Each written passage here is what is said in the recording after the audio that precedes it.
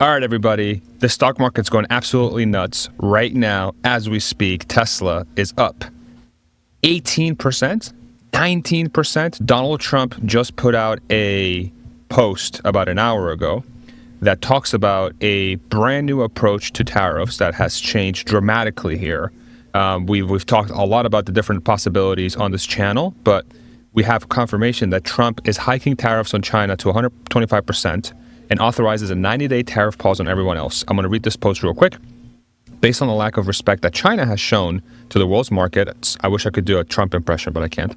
I am hereby raising the tariff charge to China by the United States of America to 125% effective immediately. At some point, hopefully in the near future, China will realize that the days of ripping off the USA and other countries is no longer sustainable or acceptable. Conversely, and based on the fact that more than 75 countries have called representatives of the United States, including the Department of Commerce, Treasury, and the USTR, to negotiate a solution to the subjects being discussed relative to trade barriers, tariffs, currency manipulation, and non-monetary tariffs, and that these countries have not, at my strong suggestion, retaliated in any way, shape, or form against the United States, have authorized a 90-day pause and a substantially lower reciprocal tariff during this period of 10%, also effective immediately. Thank you for your attention to this matter. And of course, like we showed before, the entire stock market, not just Tesla. Man, this thing keeps going up, Hans. It's at 19% now. Tesla, 19% to 64. And if we look at the NASDAQ, it's up 10%. The S&P is up 8%. The Dow Jones is up 7%. The VIX, the volatility index, is down 27%. So just what a crazy time we live in. If you follow this channel closely, you know that one of the theses that we had for a few days now was that this was going to be, this whole thing most likely was an anti-China policy, an anti-China approach. Now, people that don't like Trump will say this is Trump folding, and this is Trump sort of giving in to pressure and saying, you know what, I'm not going to go ahead with the craziness. I'm getting too much pressure. But I think what's probably more realistic, in my opinion, is that there is enough being shown from his perspective that he sees there's weakness in China, and he has enough from other folks to say, okay, let's make a deal to move manufacturing out of China and into our locations more so that we can weaken a country that we're all very heavily dependent on since COVID has highlighted that. And then we're going down the path of trying to make ourselves stronger. And of course, companies like Tesla and others are going to benefit tremendously. So what's your read, Hans, on where we are so far? Yeah, so I would say that none of this is very surprising to me. And this is basically exactly how I expected things to play out. And I know people just say like, oh yeah, whatever.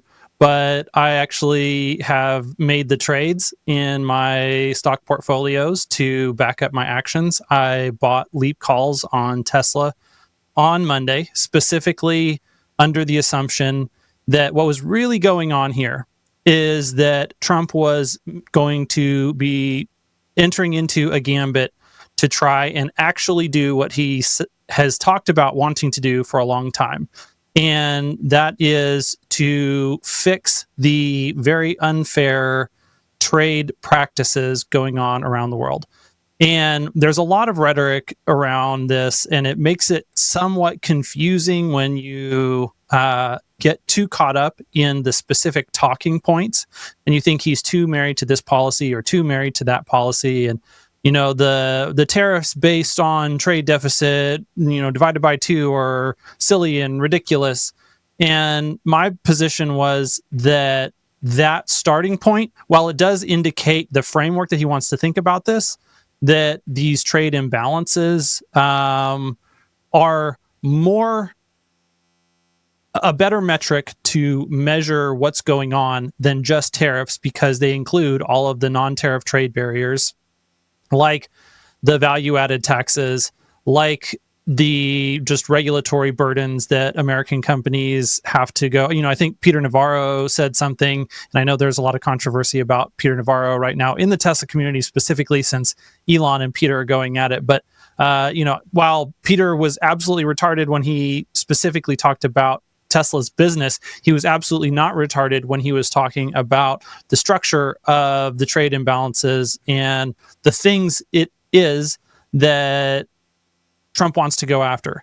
And so the idea here is that, you know, over the last number of decades, we embarked on this great experiment, the World Trade Organization. And the hope was that we are going to engage in free, and this is the key part, fair trade around the world. And by doing so, we're going to enter into a very magnanimous relationship with the world where everyone can trade and everyone can get richer and better based on that trade.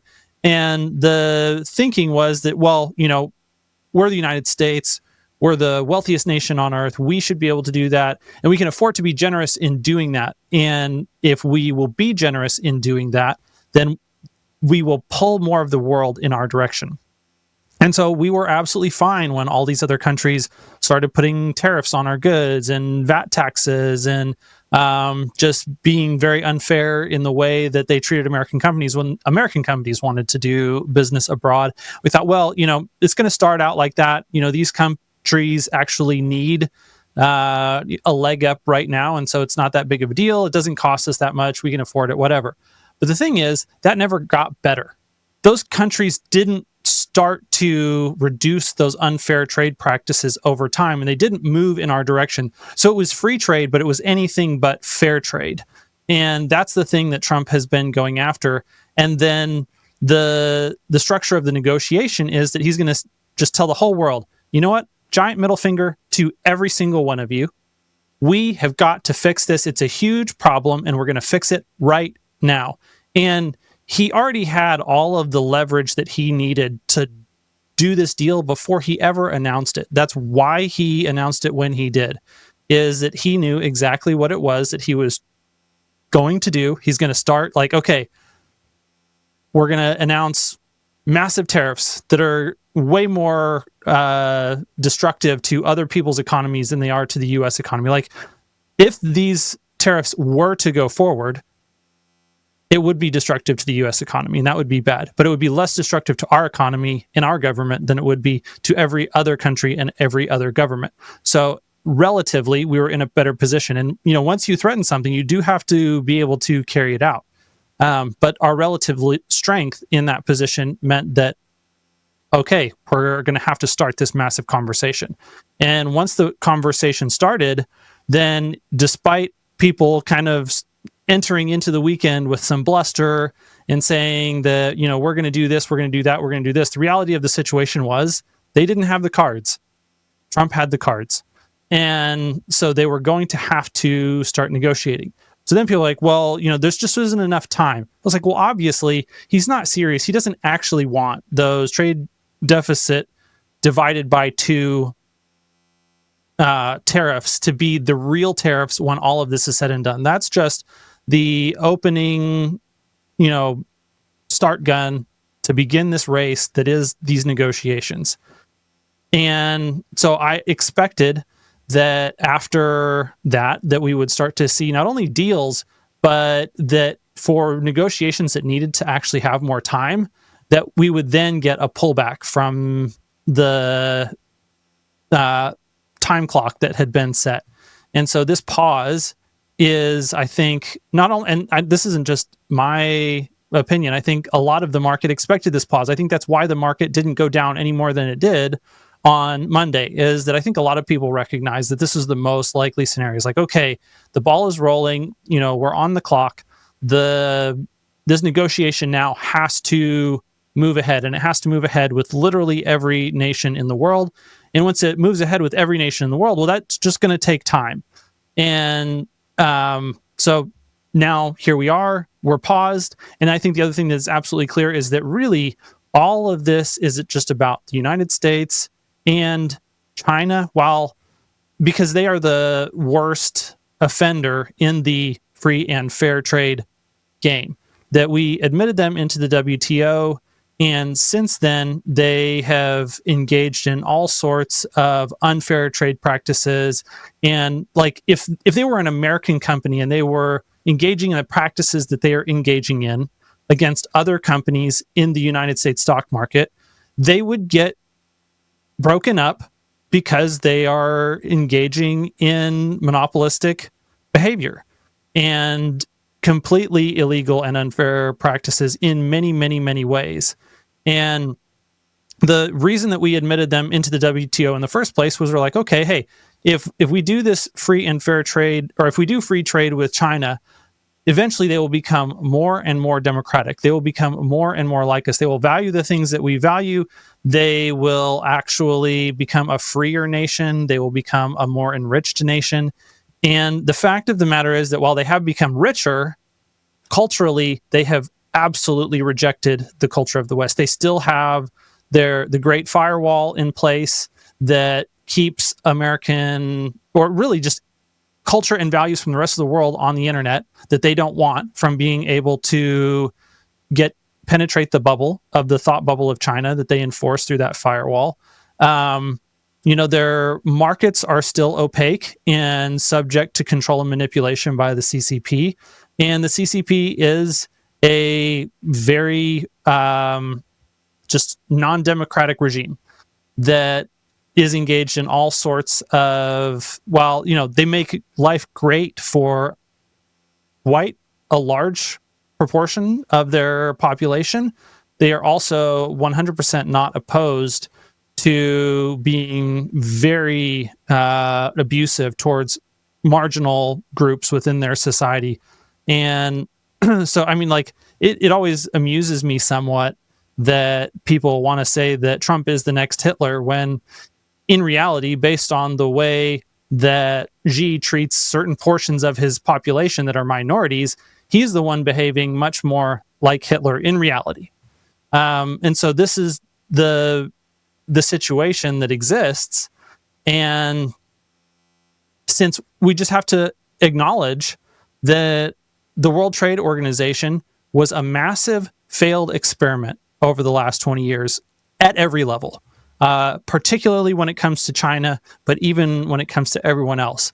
And so this is why, brilliant people like Ray Dalio, just like you could almost go down a long list of commentators and economists, Thomas Sowell would agree on this. A whole bunch of people say that the diagnosis of the problem that Trump was dealing with was 100% correct and absolutely needs to be dealt with. And everyone's criticism has been, hey, your solution looks like it's going to fail. My rebuttal to that point, at this point in time, is just that I think it's too soon to know what Trump's actual planned solution is. That right now we are in the fog of war of negotiation, and that the specific outline of how Trump wants to solve this problem is as yet unknown. That all of the talking points about what the structure of this is going to look like are, it's just for show. It's just talking points, proposals, ideas. I think part of the reason for us not fully knowing what Trump is going to do is that he doesn't fully know what he's going to do, because he actually wants to engage in conversations and negotiations with all of these people to find out, okay, you know what? I know broadly what I want. I want to eliminate the unfair practices, particularly that China is engaged in, from affecting the United States in a negative way. How do we get there? You know what? That's a great question. I don't know. Let's talk to the government of France. Let's talk to the government of Germany. Let's talk to the government of Vietnam and Thailand and Japan and South Korea. And let's figure those things out. So I think that's what's happening now. And I think that that's going to happen. And I would say the broad strokes of the deal that I expect to be done are that the U.S. is going to be relentless about closing out any loopholes that are possible for China to exploit to reach the U.S. markets without loopholes or exploiting unfair advantages. And honestly, I think all of that is fair. That I really hate the way that this is going to turn out for the Chinese people. But I think we just have to be realistic about the fact that the CCP is never going to be a good faith partner to participate in a global order where fairness, reciprocity, and magnanimous ethics and moral character are the norm. That the CCP is always going to try to exploit any and every opportunity that they can to their advantage. And they have a chip on their shoulder about the fact that China was one of the great nations of history and that they are coming out of this 100 years of humiliation. And they really feel like they are entitled to exploit us in any and every way possible because they have been exploited in any and every way possible in the past. And I wouldn't argue that they have been exploited in terrible and awful ways in the past. But I think that if you are going to view the world as this zero-sum game moving forward because you have been exploited in the past, instead of recognizing this moment as a moment where the game is changing completely when it comes to abundance and scarcity of labor and scarcity of resources because of the technology that is happening, that this is just a terrible time to be in such a zero-sum mindset. And so if, I could wave a magic wand and get what I want to happen here in the next few years, it would be that China would actually capitulate on their zero-sum thinking mindset and decide that they would actually like to be a participant in the global world order on a fair basis, and that they would cease all of the unfair practice. Like, I think that if Chinese competition can outcompete Western counterparts on a fair and level playing field, more power to them. I think they absolutely can and should do that. And we as the rest of the world should cheer them on and benefit from the fruits of their labor just as they benefit from the fruits of their labor. I think the world would be a much better place if that is going to happen. And I think there are definitely pockets of that actually happening as well. I think, something like DeepSeek, where they are fully committed to open source software and they're contributing to this project of artificial intelligence in hugely meaningful and positive ways that are orthogonal to what, shouldn't America be the leader in open source software, you might think, but no. In AI, we have been the leaders in closed source, maximum power, and for-profit AI, which is terrible. And so their check on us in that area is great. It's great for the world. And I would love to see that example proliferate to the rest of the nation. Now, I don't know what's going to happen, but that's what I would like to see happen. And I think when you look at that example, or another great example is going to be, that's what we want to move to. What we have seen in China, and one of the things that is just an example that makes this glaringly obvious, is the fact that China invited automakers from around the world to enter into their markets over the past several decades. And what did they do to these automakers when they came in? They absolutely mugged them. They held a gun to their head and said, you will share your profits and all of your IP with our companies. And you will think that you are making money in the process for a short period of time. But when it's all said and done, we'll own you and we'll own everything. And then we will exfiltrate all of that away from your company. We'll cut off your ability to make profits in our market, and we will kill you. And we'll not only kill you here in China, but in the process, we'll kill you abroad too. And that is the arc of the automotive industry in the future. If Trump were not to do this, the most likely scenario is that companies like BYD would get around the complicated set of tariffs and trade structures that existed around the world, and BYD would become one of the most, just the largest automotive manufacturers in the world, and it would kill almost all of the competition because China was using their entire economy to say, this is the one area, one of the areas that we're just going to win in. And not only, and it's like BYD doesn't just have the benefit of their own, they've got great workers, they've got great strategists, they're making incredible products. All of that is true. They deserve to, be praised for all of those things. But then they also have the support of the CCP in a strategic area. And when things go wrong, they have that at their back that can help them. And that's the part that just needs to change. And so that's where we've been. That's why this issue is such a huge problem. And I'm just impressed that we are actually taking measures right now that look like they might actually be able to, because this is not just a US and China problem. Every other country in the world also feels the impacts of the way that China has been engaging in these unfair practices. And like Germany's another great example.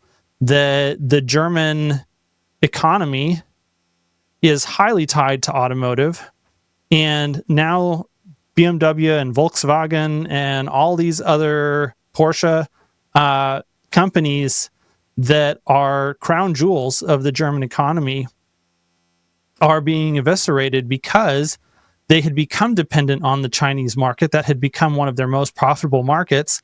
But like I said, they were silly and they engaged in this exchange of IP and manufacturing expertise and experience. And now they are having to face competition from Chinese companies that is very, very difficult for them to be able to withstand. And that has the potential to tip the entire economy of Germany into a very, very, very bad place very quickly. So this isn't just, a US and China problem. This is a global problem. And I think that fact also is one of the things that makes it much more likely that we are going to get to a global consensus that we are going to contain China economically, that this is an economic World War III, and that China is going to be contained, that we're not going to allow, like, this is the ideal scenario. If you were to paint a picture of World War II, where instead of appeasing Nazi Germany when they invaded Austria, that the whole world got together and said, you know what, this is it, no more. We're just going to be done right here. You can have Austria and you're not an inch further. That is the type of situation that we're in today with China. And obviously the war looks different because we're in a post-nuclear age.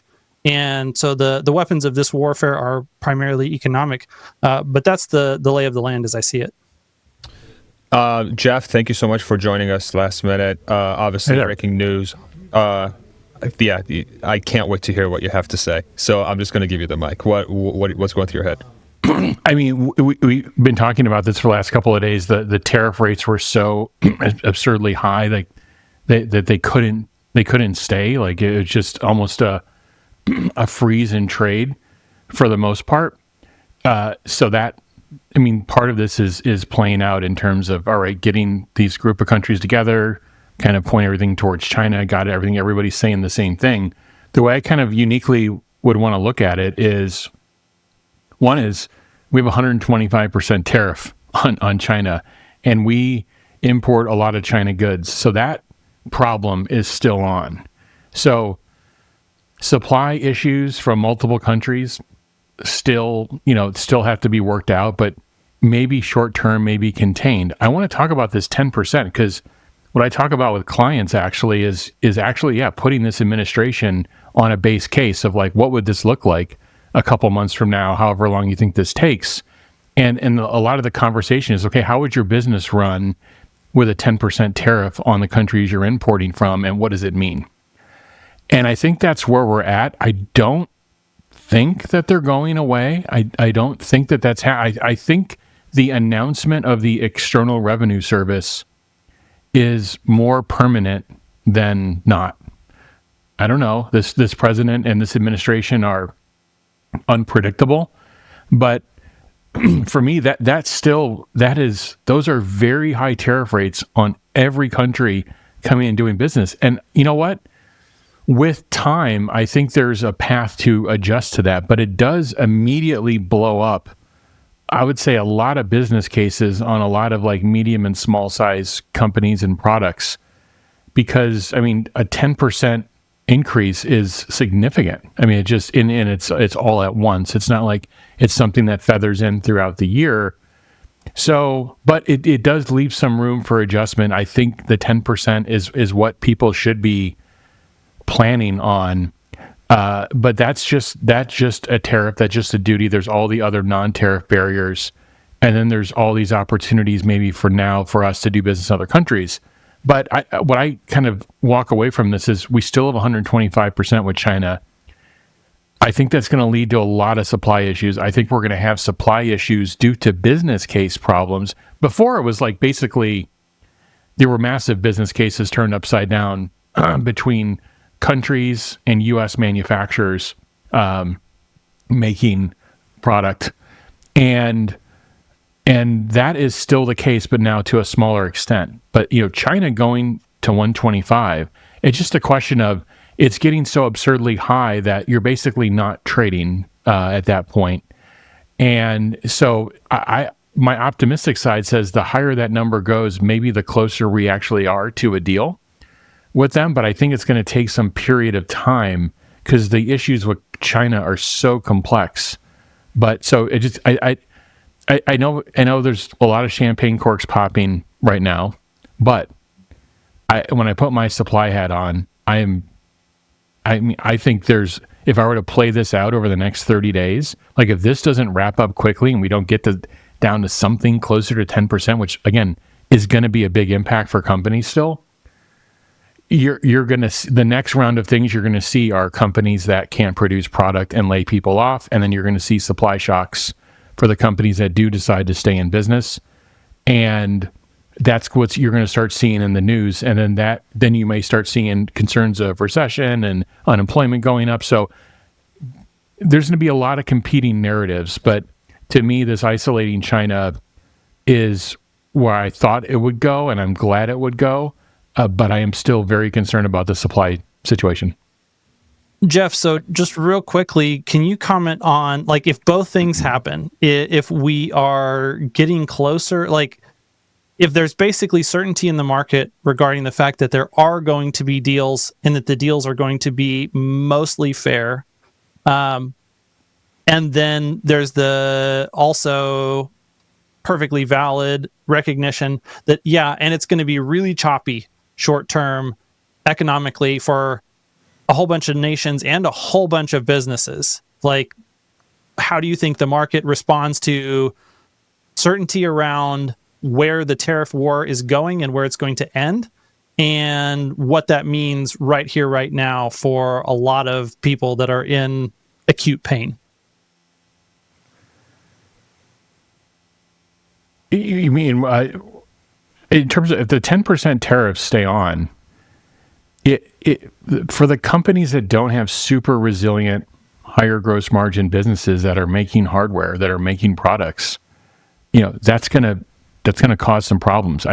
My advice to these companies is get in the room, dump all the parts on a table, Apollo 13 style. Let's go. You're not going to get 10% maybe in one swoop, but you could get a couple, and you could be you have to just like, look, we got to think out of. There's something about, and I teach this in terms of design for value. There's something about a target and a date, and you get people rallied around, like in Apollo 13. Like we have to get them home. Like we have this amount of time to figure this out. Same thing with this situation. The best defense for these companies is to go look at their unit economics. And by the way, everybody's like, well, if they could do this, they would have done it yesterday. Well, there's a different bit of urgency right now because the whole world order has basically changed. And you have to put the administration on a hand, poker term. I think the hand is some sort of residual tariff. I don't think the External Revenue Service is going away. I think he wants to say I'm taking in billions and billions of dollars, so he'll be able to continue to say that. And by the way, it's still not party time when we have basically a supply, like it's almost an import ban on China. I mean, 125% tariffs. Who's gonna import and keep selling? And like I see these ridiculous things of like Trump Liberation Day and putting it. I mean, I know it's cute and it looks fine, but to me as a consumer, it's kind of a joke. I don't want to see that. I want you to just go solve the problem with your importer. I want you to take your costs down. I don't want you to just blame the administration, which, by the way, I'm not happy with how this is all being managed. But, so I think for consumers, I think it's going to be a mixed bag. It's certainly better than where we were 12 hours ago. I definitely want to pick your brain on that China piece, but I want to bring in Larry real quick. Larry, what's Larry. going through your head since, hi. How are you? Hi, guys. Yeah, when you make a bad mistake, you try and cover it up as best you can and do a little bit of tap dancing. We're seeing some tap dancing right now. I mean, this was a very poorly executed strategy. I don't know if the strategy was right or wrong, but whatever it was so poorly executed as to blow back against the administration, and they're doing the best they can. They took a rumor from yesterday morning and turned it into a strategy for today. 90-day wait, and all 75 people have come to us and blah, blah, blah. So, every administration that has a misstep. This was a fairly significant misstep. I'm very supportive of President Trump in his objectives. Now, the question is, how do they rescue the situation? And Jeff is right.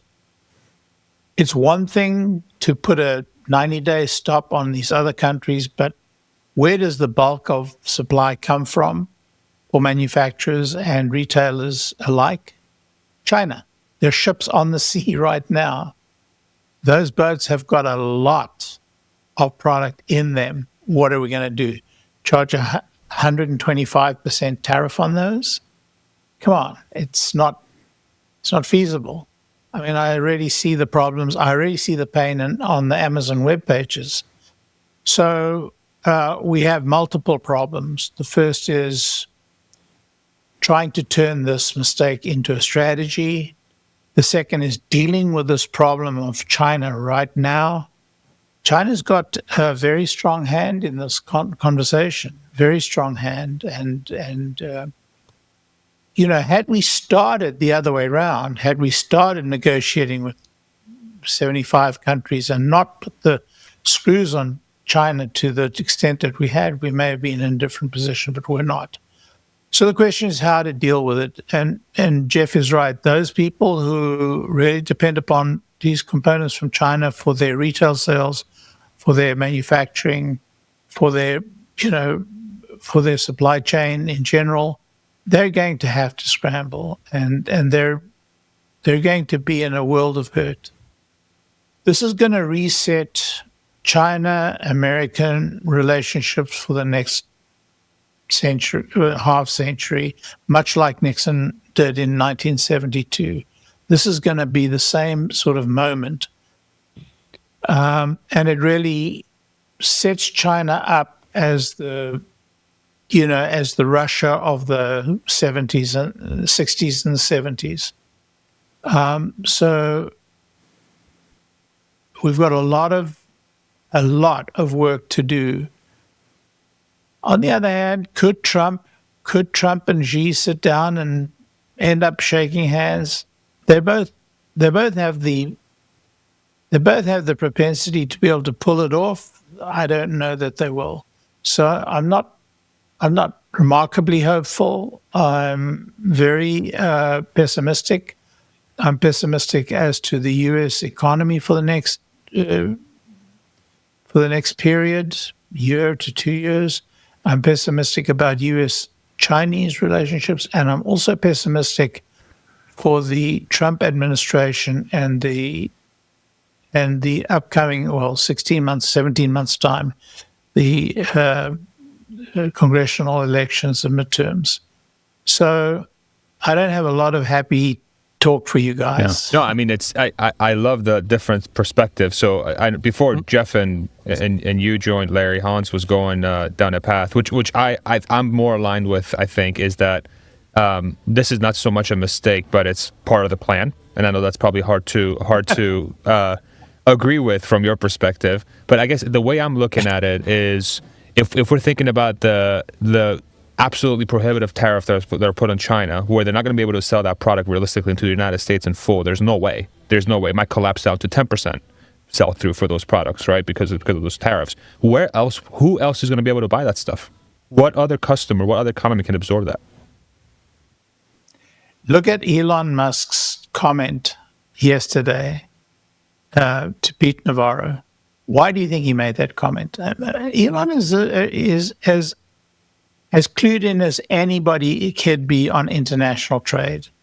He understands these things. The real question is, how do you get back from a serious mistake? I know Hans thinks this is part of some, people talk about 3D and 4D chess and 5D chess and all that crap. This was a mistake. Simple. I mean, it wasn't a complex mistake. It was a very simple mistake. And it was almost understandable. Almost. The question is how to get back. That's the question. And really, Xi and Trump are the only people who together can solve this problem. It's a huge problem for Xi. It's a huge problem for Trump. It's a bigger problem for Trump than for Xi because Trump has only got 3 years. I 100% disagree with you on that point specifically. It is a way bigger problem for Xi than it is for Trump because Xi can die, Trump just loses office. Well, you may be right, but I don't think you understand the Chinese mentality. I strongly recommend you speak to some, China people, not Chinese people, but people who watch China and who are very close to China. China has, they have 1,000-year view on this thing. So, you think that Xi can die. He is in an immovable position. The chances of him losing his position, look, when last did a leader of China get deposed? So, I guess, but if you bring it back, I mean, if you try to connect some of these things together, it's a little bit calamitous, right? The whole thought was everybody's a genius. Look at the bond market. Look at the yields going down. They're going down. They're going down. They're going to be able to refinance the debt at the end of May, and then boom, overnight it's 4.5%. So now you have a policy where your parts that are coming in are more expensive, and nobody wants to buy your bonds. That is, depending on where that goes, that could have been calamitous. That could have been a big issue. Did I think that, was that the trigger? Not sure. We're never going to know. I always, like I said, I think a lot of these things can be true. It's a question of the timing. Like Sebastian was saying, okay, this has always been the plan. Squeeze everybody, get them to the table and go. That's fine. Understand that. But I think that they would wanted the bond yields to be in a much different direction than where they ended up overnight. And that bond auction yesterday was terrible. The one this morning was kind of a little bit of a clue. It was much better. But I still return back to, you have businesses and you have retailers in the US that have 5% margin, 3% margin, 10% margin. And now you're going to take the stuff that comes in, it's either an input to their manufacturing process or something that they retail. And you're going to say, I didn't give you enough time to source it anywhere else. And you have to figure this out. Now, this whole thing about, we have the biggest market.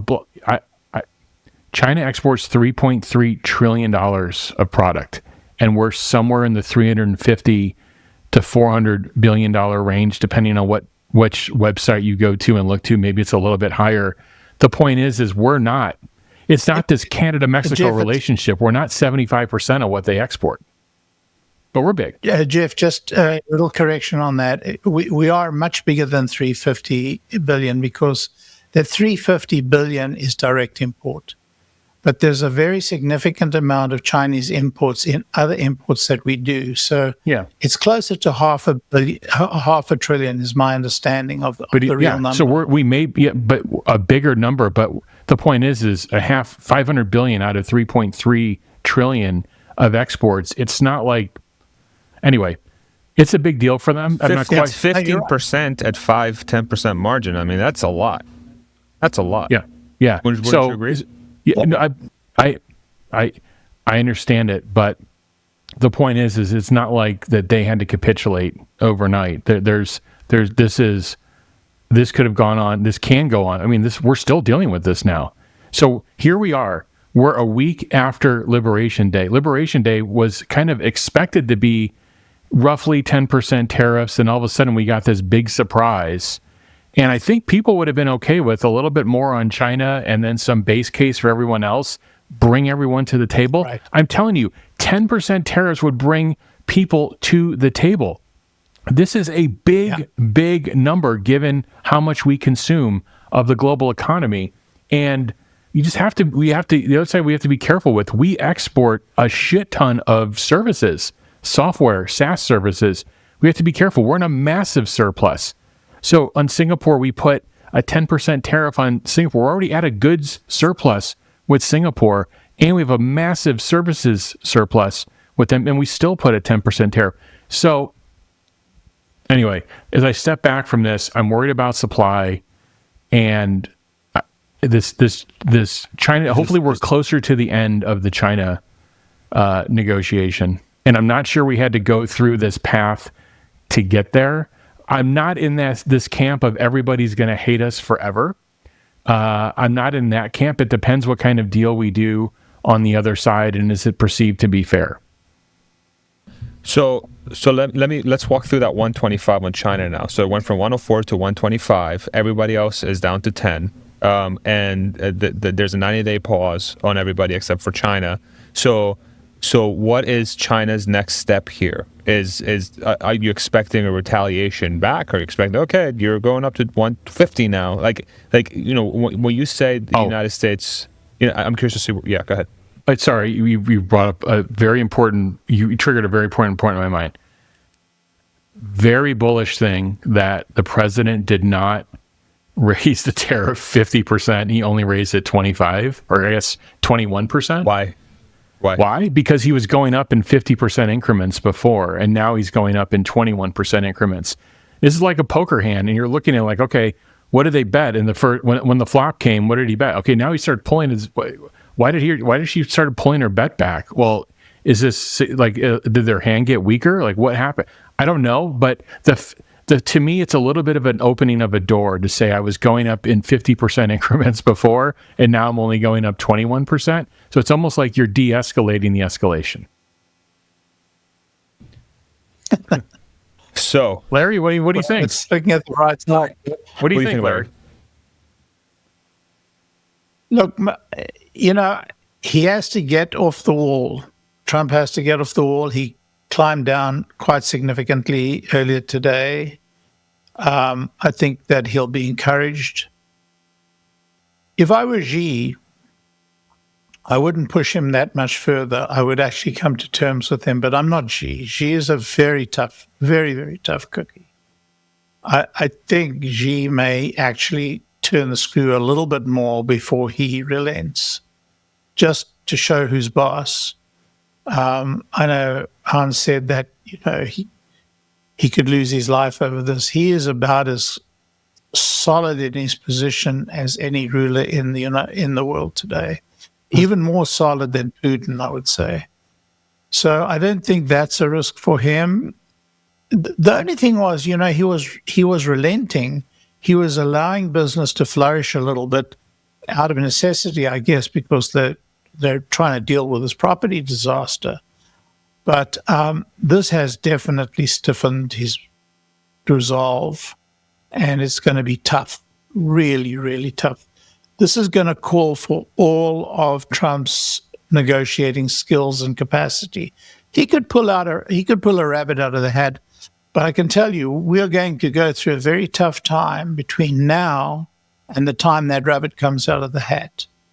So, yeah, the market's returned a little bit of zest, but look at the bond rates. I mean, that tells the entire story right there. So I know Scott Bessent is talking a good game and Lutnick is talking a good game, but it's not a good game situation. And I'd love to hear what Elon has to say out of this, and I'm watching very carefully what he tweets.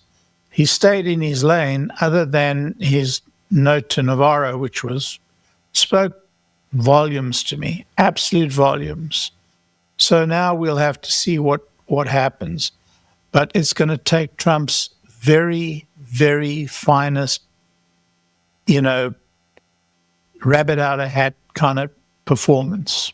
Hans, did you want to jump in? I saw you were coming off mute earlier. I think that the fentanyl deal is definitely something to watch for. It doesn't make sense that China wouldn't back off of subsidizing fentanyl pretty much right away. And so I think there are two possibilities if they don't come off of that very quickly. One of them is that Xi doesn't actually have the political capital necessary to back off from that. And then the other one is that Xi doesn't want to back off of it because it would be perceived as weak. And like Larry said, he wants to put the screws to the United States and to Trump as much as possible. But I think it sends a very clear message. If it's that important to China to continue subsidizing the death of Americans to the tune of hundreds of thousands per year, then I say go for the jugular, Trump. And on that, we actually have the cards. And I think in the other variable too, I think and I'm happy that we kind of have like two sort of like on a different spectrum here for this conversation. I think it's so hard to ignore the glaring over-reliance on China that was exposed during COVID, one, and then two, right, the obvious flight away from China because of that. I think those two things are very massive forcing functions that are working against Xi, on top of the demographic as well, which is more longer term, right? So it's kind of like both players. It's like who sucks less, just like in any other sport. It's not about how strong you are, but who sucks less of the two, And it's going to be very interesting. I think if we tie it back to the Tesla story for a bit here, do you guys view this as the stock's up 18% right now. I mean, the whole market's exploding.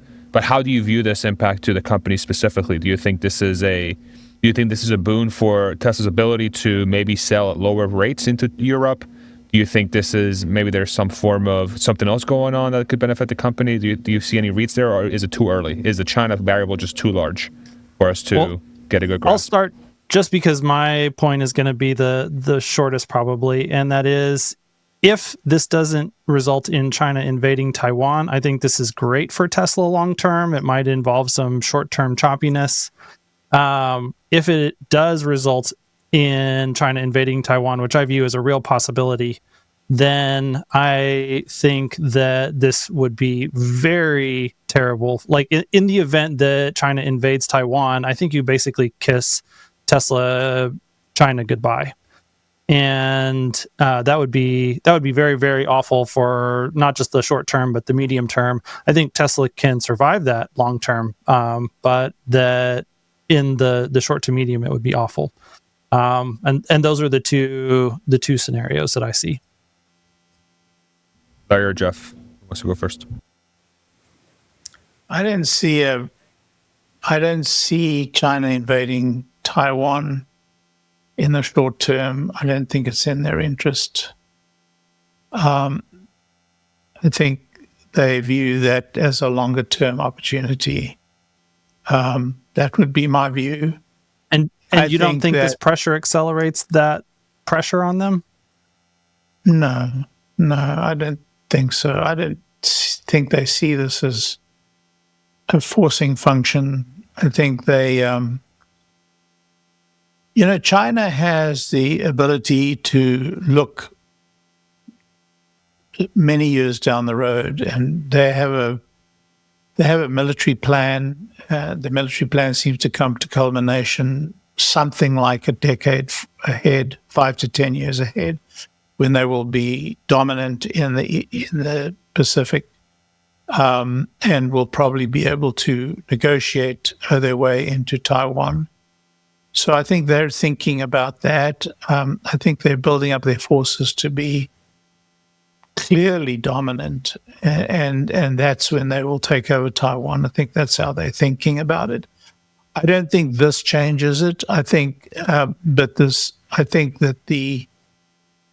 the negotiation now, I think Xi must think himself to be in the pound seats as far as negotiation is concerned. And so I think that China sees itself in a very good position in this process. There's an interim period where times are tough. You forget about this as a country where they're able to lock down their entire population for almost 2 years. This is a country where, the leader can do these kinds of things with impunity. So I think having that power, he doesn't face a forcing function. So having that power and, looking at 25% of his exports. I look at that power as making him fragile, not anti-fragile. There's a point where that breaks. I don't see it even coming close to that. But we can agree to disagree. Jeff, what do you think? I'm not sure I got the original question down. Just Tesla. What does this mean for Tesla? And then Hans went on a Taiwan thing, and then Larry went on a Taiwan thing. Just realize Tesla is. I think they're working on they have a dual fab strategy for that, dual supplier strategy for their AI computer. And if you look at the point of origin of the AI, the assembly, there are ones that say made in Taiwan, and there are ones that say made in Mexico. So you have the silicon, you have the chip, and then you have the entire computer. So it's just something to think about. I think there's still a lot of fog in the cockpit. So first off, Tesla, relative to anybody else that makes cars, still in a very good position, even with what they're going to do with the any electrical components coming from China. They're going to work on some sort of 30-day deal with inventory, and maybe they'll burn through more of their piece part inventory for some period of time. I can't see them doing big buys at 125%. So for Tesla, somebody that manages their inventory very tightly, it's not like they can, wait on some of the stuff. So they're probably going to have to take a little bit of a hit, but it's a very small portion of the bill of material. I think this story doesn't get properly told until recently. It looks like we're in this spot with Mexico of, honoring the USMCA that helps on components. So I think if you step back for Tesla, I still think the auto business is in a good position. But what I actually think has happened, and I'll get to energy in a bit, but what I actually think has happened is the robotaxi business becomes even stronger. Because where are some people's robotaxis made and imported into the U.S.? They're made in China. Where are the parts for those robotaxis made? And not saying that robotaxis are so much a hardware game, but that hardware just became a lot more expensive. Where is Tesla's hardware right now? It's actually already deployed in every existing economic zone today. Tesla has millions of cars in the EU. They have millions of cars in China, and they have millions of cars on the road in the US. So their whole approach of building this hardware in and having it lie dormant is basically is skirting past these new tariffs, and they can just light this thing up. As long as these tariffs don't escalate into a software SaaS services side, which I think that's a kind of a red line at this point. I think the robotaxi position even improved. Now, if you go to my subscriber page on X, I put up some information about where the top 10 forecasts right now are for the North America car market this year. There's companies like Cox Auto. There's basically saying maybe a 300K reduction on a 16.5 million unit base, not a big deal. But there's some forecasts that are calling for 2 to 2.5 million, 3 million. So there's kind of a wide distribution on forecasts. So when that happens, people that do supply planning, they tend to use a couple of them. They don't use all 10 of them, but it does tell you that there's kind of wide variation. The U.S. auto market is really not profitable below 15 million units. That's when the OEMs get squeezed, and then that's where the suppliers get really squeezed. Now, if you layer the tariffs on top of demand destruction, which are kind of happening together, now you've said you've cut into their input costs, and then you've dampened their demand. So that's what we have to watch out for. If this is a 14 to 15 million unit year in North America, that's a problem. Now, it looks like there's still really nice growth for EVs. So there could be segment level growth of macro auto slows down, EVs continue going, right? And guess what? What phenomena just happened? Tesla's carved out of a lot of these tariffs. The others aren't. We just killed the Chevy Equinox. You just killed the Mach-E. You just killed a number of these vehicles that have these final assembly tariffs, which I don't think You've killed a lot of gas cars too, not just EVs.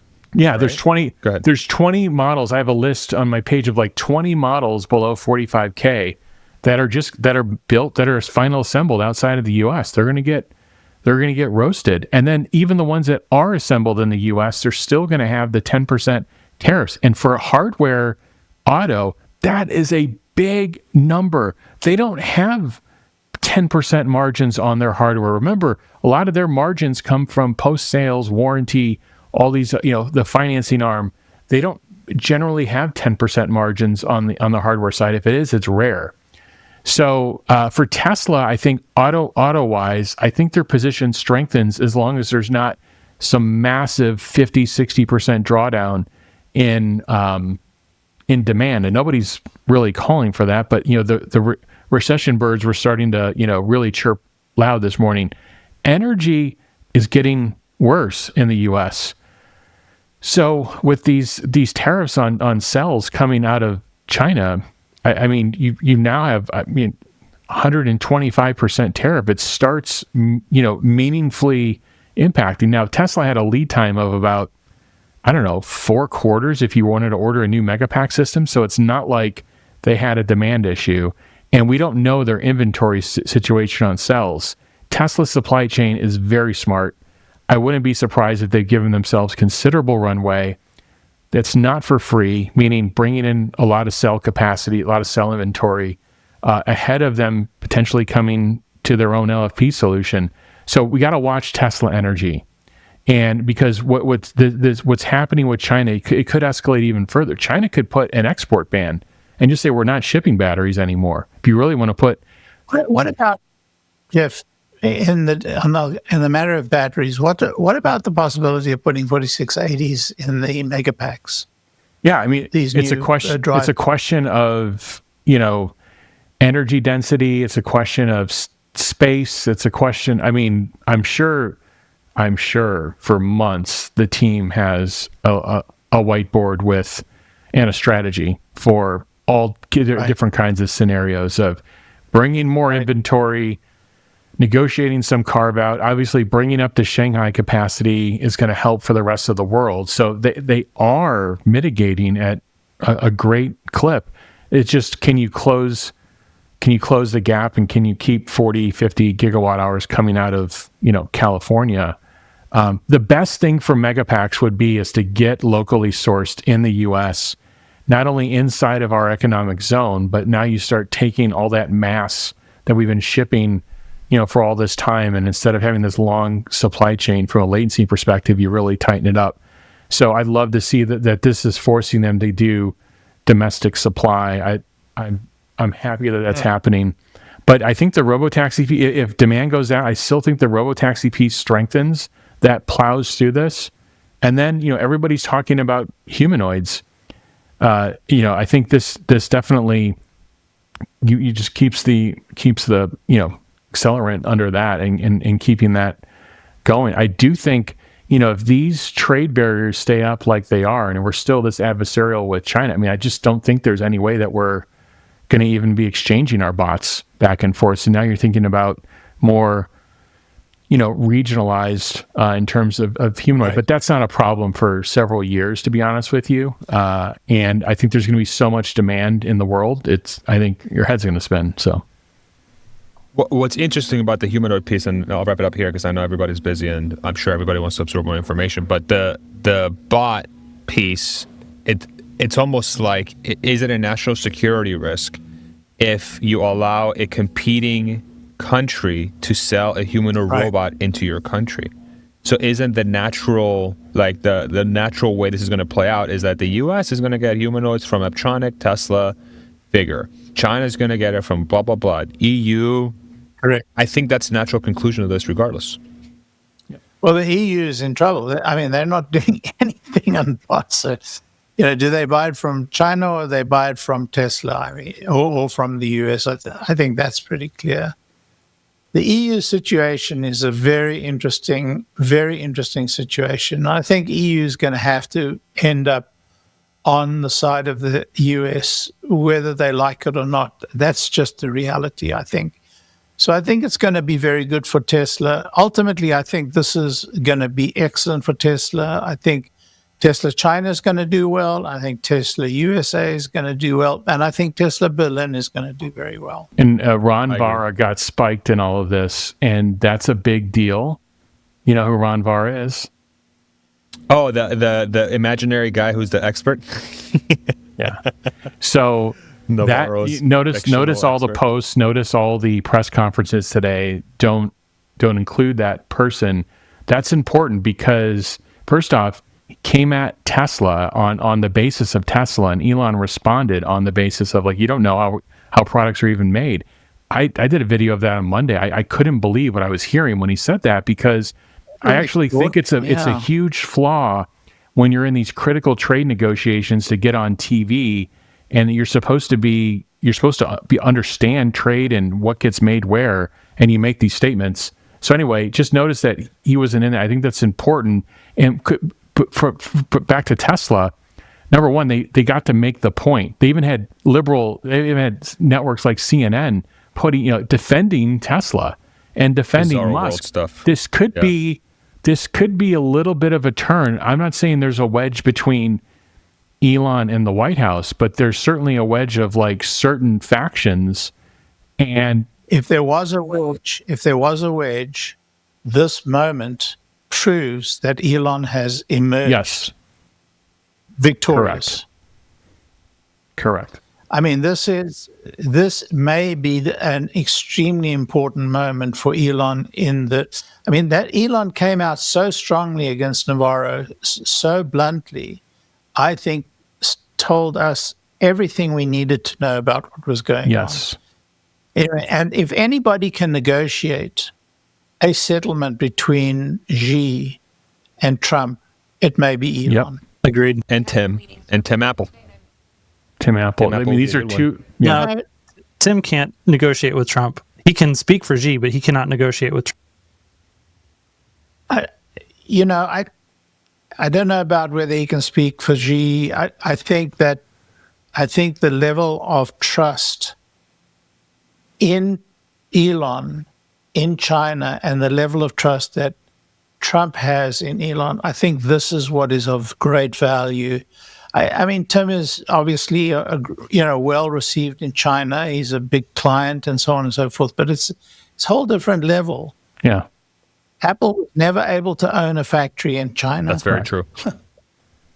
So I think that's where we are, and I think that it's very important that Elon, be prepared to and is brought into this conversation, because I think he's brought a lot of sense to it, brings a lot of sense to it, and I think he can be the Deus ex machina of making this thing turn.